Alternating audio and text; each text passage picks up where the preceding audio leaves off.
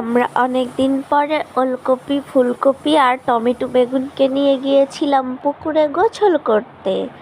যাই হোক, যাওয়ার পরে ব্যাপারটা একটু ভয়ানক ছিল, কিন্তু তারপর খুব মজা পেয়েছি।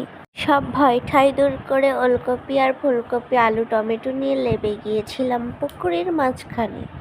তারপর একটু গোসল করি, কিছুক্ষণ পর আনন্দটা শেষ করে চলে আসলাম পুকুরের উপরে। আমরা অনেক দিন পরে ওলকপি, ফুলকপি আর টমেটো বেগুনকে নিয়ে গিয়েছিলাম পুকুরে গোসল করতে। যাই হোক, যাওয়ার পরে ব্যাপারটা একটু ভয়ানক ছিল, কিন্তু তারপর খুব মজা পেয়েছি। সব ভয় ঠাই দূর করে ওলকপি আর ফুলকপি, আলু, টমেটো নিয়ে লেবে গিয়েছিলাম পুকুরের মাঝখানে। তারপর একটু গোসল করি, কিছুক্ষণ পর আনন্দটা শেষ করে চলে আসলাম পুকুরের উপরে।